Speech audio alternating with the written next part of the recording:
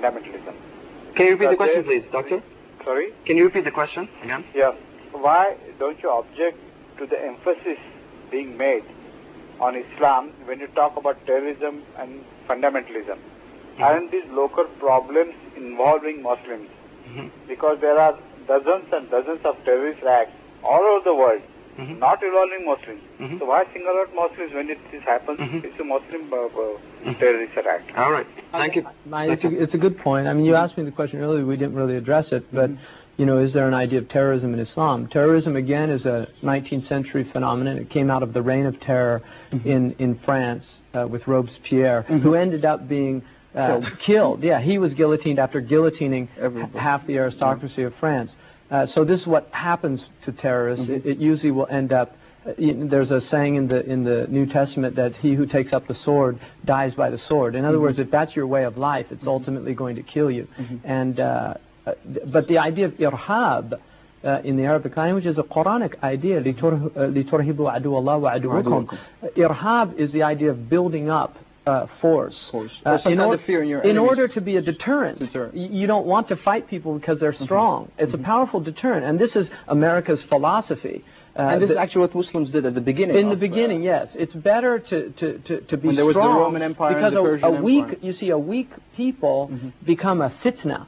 They become a tribulation for strong people, because the nature is the law of the jungle. The strong overcomes the weak unless you have real deep religious principles that prevent you from becoming oppressors or aggressors.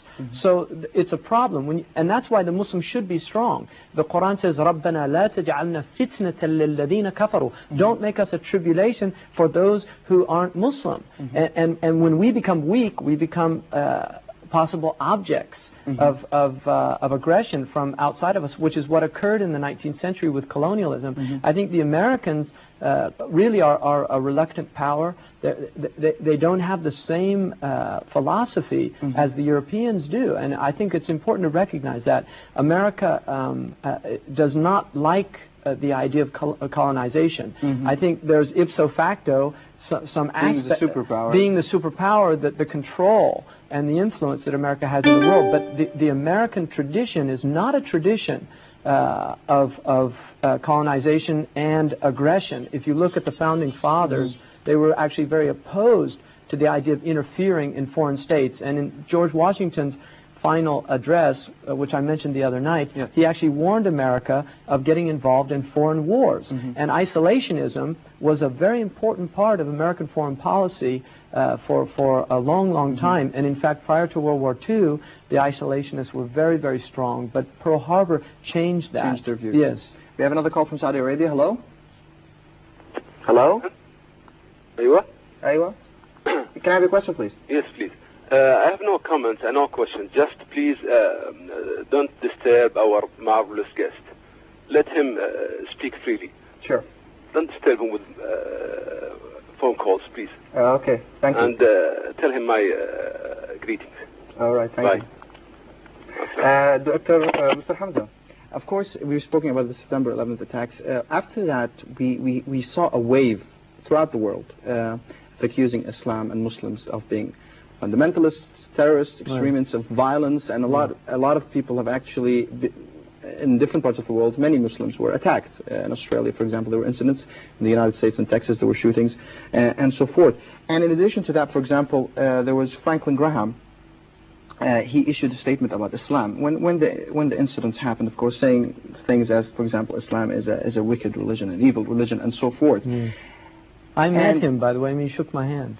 He didn't tell me that at the time, but he was one of the people. I mean, today. I mean, he had a statement on Sunday. On Sunday, he issued a statement saying, "It's not my calling to analyze Islam or any other religions, though I recognize that all religions have differences, and so forth." And he's saying that I believe that Islam is evil and a wicked religion. This opinion feeds the conspiracy theory we spoke about. This is also a problem because there are many Muslims that feel that the same towards Jews and Christians. And this is a problem. It's a problem of a type of provincialism. But the Western media is also playing a role. It's religious provincialism. Absolutely. And I think that the Western media, particularly, and I'll mention them, Fox Media, has been outrageous in its presentation of Islam in America. I mean, it really has. I think, I'll give you an example.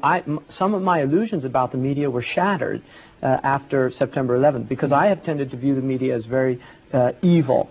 Like that. When I actually began to get involved in getting on some major programming, I was actually struck by the goodwill of quite a few people in there. CBS, one of the producers at CBS, Vince Gonzalez, contacted me about a piece in which I had said that America stands condemned and a great tribulation is coming to America. Yeah, that's right. It was a secret camera had filmed this talk, and somebody had sent this to several of the news agencies in the United States.